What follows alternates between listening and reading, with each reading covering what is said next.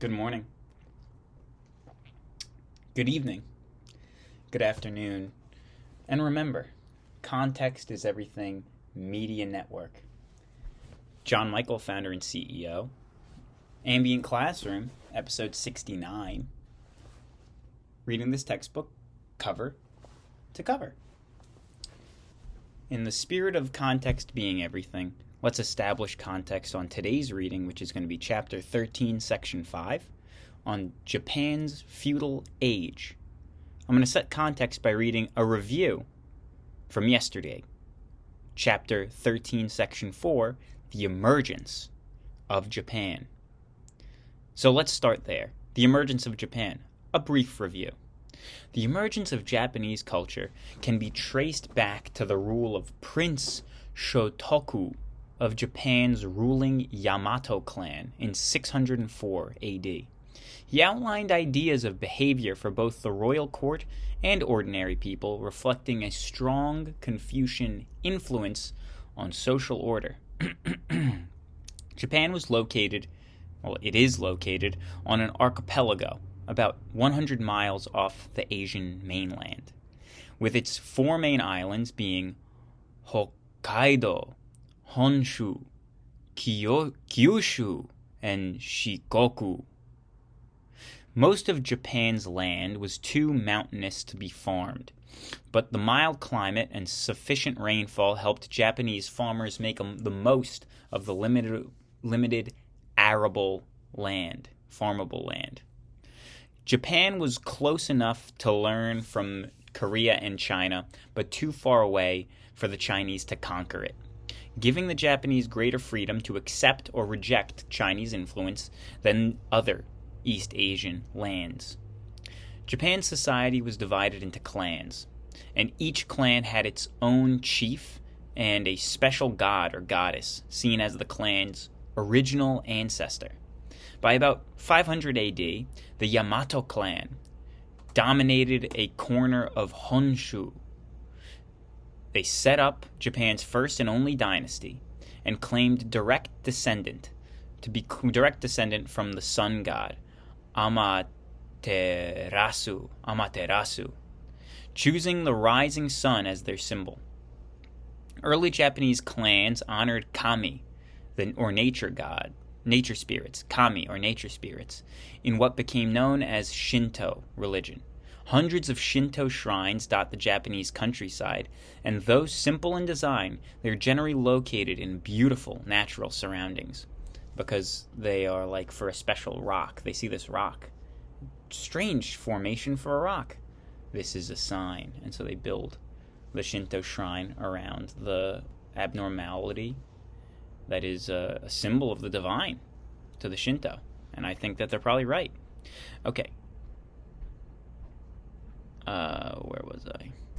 The Japanese language is distantly related to Korean, but completely different from Chinese. And Japan and Korea were in continuous contact with each other. Missionaries from Korea had introduced Buddhism to Japan in about 500 AD, bringing knowledge of Chinese writing and culture, which sparked a sudden surge of Japanese interest in Chinese civilization. In the early 600s, Prince Shotoku decided to reach out to China directly and sent young nobles to study in China. Over the next 200 years, Japan adopted many Chinese customs and ideas while still maintaining its own distinct culture. That was a review written by advanced artificial intelligence known as ChatGPT. Not bad. I think that was pretty good. And it was also quicker than my notes in terms of review and in terms of writing them. Because now I can start the reading before we hit the 5-minute mark, whereas when I write my own notes, which are more in-depth, probably in an unnecessary capacity, it usually takes about 8 to 10 minutes to do the review portion of the show, which is not the focus of the Ambient Classroom. The focus is to read the textbook, which I'm about to start right now, chapter 13, section 5, page 320 of 1007. On we go. Japan's feudal age. Setting the scene. The poet Sogi, or Soji, was one of the leading writers of Japan in the 1400s. In verses like this one, he expressed a sense of uncertainty and despair. To live in the world is sad enough without the rain. Pondering. To live in the world is sad enough without this rain. Pounding on my shelter. That's a haiku. In the 1400s, when Soji lived, were times of political intrigue, rebellions, and feudal warfare in Japan. Disorder continued through the following century. Yet, despite the turmoil, a new Japanese culture blossomed. Japanese feudalism emerges. Heading. Japanese feudalism emerges. Feudalism, like a small kingdoms, in essence. You have a town with a manor in the middle, and then you have like farms that supply that town with basically servants living in those farmhouses that have to stay there as their work to the community. Something like that, right? Not a lot of money, more working for your place so as to live there and survive. That's my understanding of it. Feudalism. Well, let's see what the book has to say. Japanese feudalism emerges. While the emperor presided over the splendid court of Heian, rival clans battled for control of the countryside. Local warlords and even Buddhist temples formed armed bands loyal to them rather than to the central government. As these armies struggled for power, Japan evolved a feudal system. As in the feudal world of medieval Europe, a warrior aristocracy dominated Japanese society. In theory, the emperor stood at the head of Japanese feudal society. In fact, he was powerless, though revered, figurehead. Real power lay in the hands of the shogun, or supreme military commander. Shogun. Minamoto Yoritomo was appointed shogun in 1192. He set up the Kamakura shogunate, the first of 3 military dynasties that would rule Japan for almost 700 years. The world of warriors. Often the shogun controlled only the small part of Japan. He distributed lands to vassal lords who agreed to support him with their armies in time of need. These great warrior lords were later called Daimyo. They, in turn, granted land to lesser warlords called samurai, meaning those who serve. Samurai means those who serve. Samurai were the fighting aristocracy of a war-torn land. Shogun and samurai are 2 definitions that I will insist ChatGPT includes in these notes, because I think that those are good things to remember. Samurai were fighting aristocracy of war-torn lands. Like medieval Christian knights in Europe, samurai were heavily armed and trained in the skills of fighting. They also developed a code of values known as Bushido, or the way of the warrior. The code emphasized honor, bravery, and absolute loyalty to one's lord. The true samurai was supposed to have no fear of death. If you think of saving your life, it is said, you had better not go to war at all. Interesting. Samurai prepared for hardship by going hungry or walking barefoot in the snow. For a samurai, it was said, when his stomach is empty, it is a disgrace to feel hungry. A samurai who betrayed the code of Bushido was expected to commit seppuku, a ritual suicide, rather than live without honor. Status of noble women.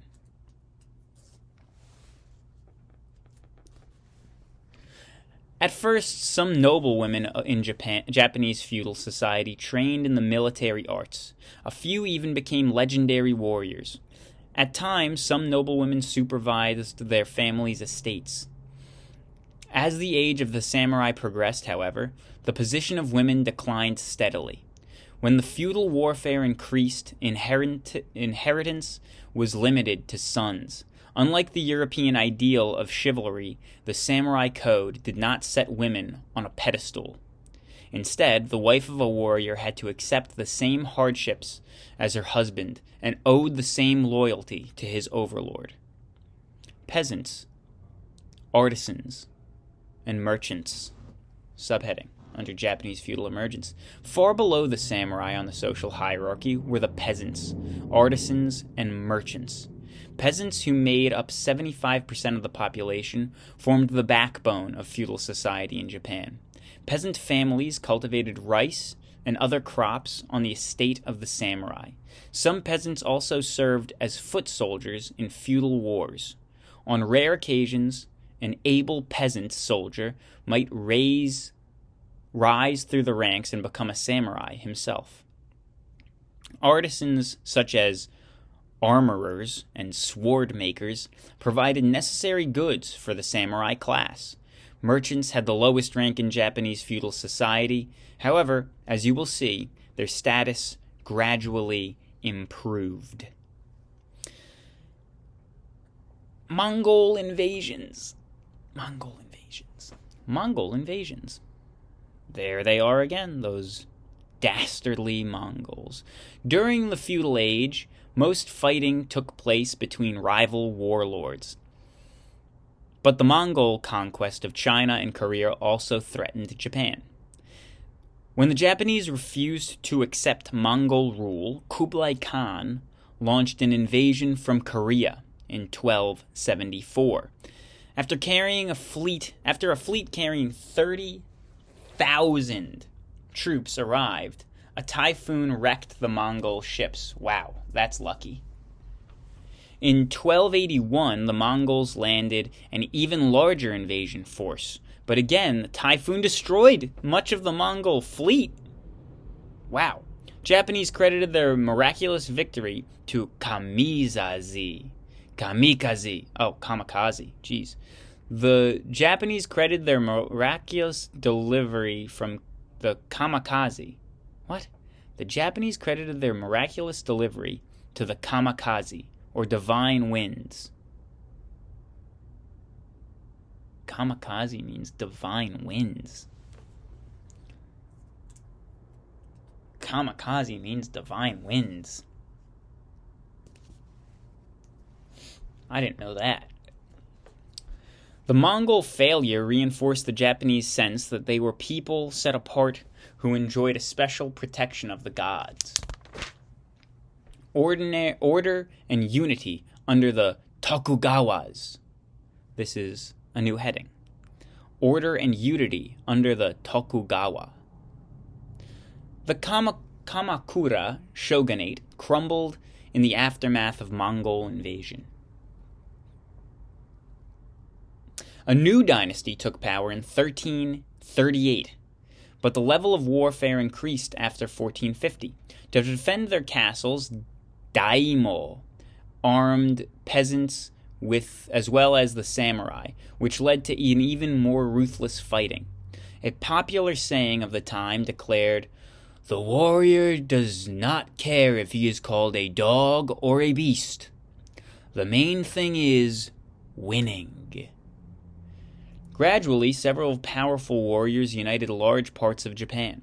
By 1590, the brilliant general Toyotomi Hideyoshi, a commoner by birth, had brought most of Japan under his control. He then tried, but failed, to conquer Korea and China. In the 1600s, the Daimyo Tokugawa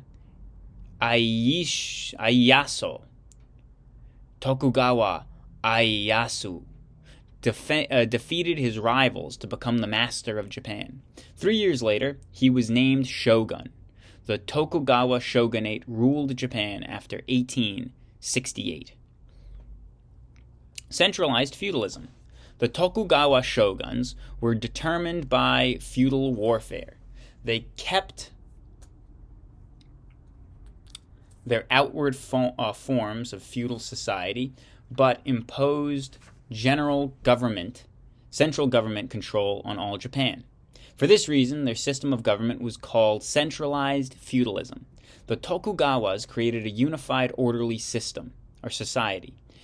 To control the daimyo, they required these great lords to live in the shogun's capital of Edo, present-day Tokyo, every other year. The daimyo's wife and children had to remain in Edo full-time, giving the shogun a powerful check on the entire family. The shogun also forbade daimyo to repair their castles or marry without permission. New laws fixed the old social order rigidly in place and upheld strict moral code. Only samurai were allowed to serve in the military or hold government jobs. They were expected to follow the traditions of the Bushido. Peasants had to remain on the land. Lower classes were forbidden to wear luxuries like silk clothing. Women, too, faced greater restrictions under the Tokugawas. One government decree sent to all villages stated, "However good-looking a wife may be, if she neglects her household duties by drinking tea, or sightseeing, or rambling on the hillsides, she must be divorced." One more time, please. "However good-looking a wife may be, if she neglects her household duties by drinking tea, or sightseeing, or rambling on the hillsides, she must be divorced." Women's freedom to move about or even travel with their husbands was strictly regulated. Right. As they said, strictly regulated. That's what it sounds like. Economic growth under the Tokugawas. While the shoguns tried to hold back social change, the Japanese economy grew by leaps and bounds. With peace restored to the countryside, agriculture improved and expanded. New seeds, tools, and the use of fertilizer led to great output of crops.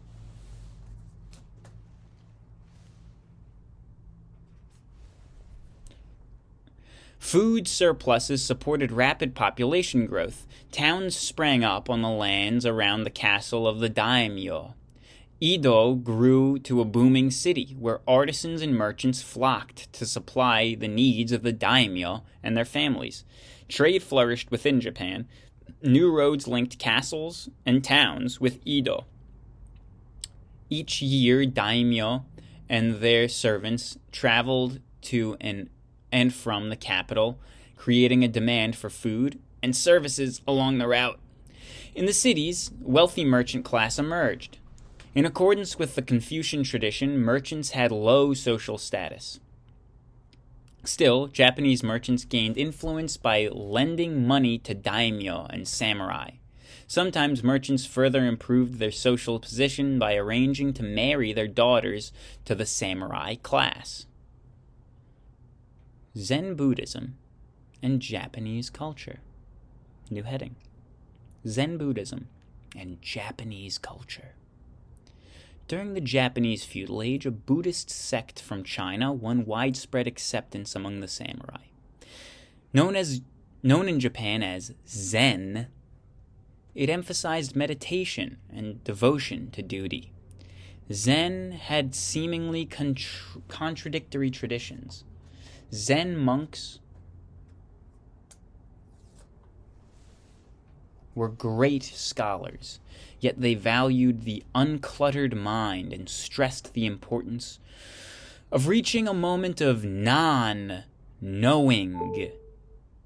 Zen stressed compassion for all, yet samurai fought to kill.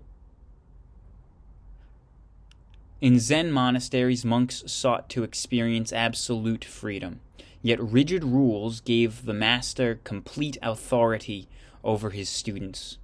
Zen beliefs shaped Japanese culture in many ways. At Zen monasteries, upper-class men learned to express devotion to nature in such activities as landscape gardening. Zen Buddhists believed that people could seek enlightenment not only through meditation, but through the precise performance of everyday tasks. For example, the elaborate rituals of tea ceremony reflected Zen values of peace, simplicity, and love of beauty. Zen reference for nature also influenced the development of fine landscaping paintings. Changing artistic traditions. New heading. Changing artistic traditions. Cities such as Edo and Osaka were home to an explosion in the arts and theater, as stylish entertainment quarters, sophisticated nobles mixed with urban middle class. Urban culture emphasized luxuries and pleasures and differed greatly from the feudal culture that had dominated Japan for centuries. Subheading: Theater. In the 1300s, feudal culture had produced no plays performed on a square wooden stage without scenery. Men wore elegant carved masks, while choruses chanted important lines to musical accompaniment. The action was slow. Each movement had special meaning. Many no plays presented Zen Buddhist themes, emphasizing the need to renounce selfish desires. Others recounted fairy tales or struggles between powerful feudal lords. In the 1600s, towns gave rise to a popular new form of drama, kabuki. Kabuki was influenced by no plays, but it was less refined and included comedy and melodrama. Kabuki plays often portrayed families or historic events. Dressed in colorful costumes, actors used lively and exaggerated movements to convey action. Kabuki was originated by an actress and temple dancer named Okuni, who became famous for her performances of warrior roles. However, women were soon banned from performing on stage. Puppet plays, kabuki. So the kabuki mask is the white mask with eyes.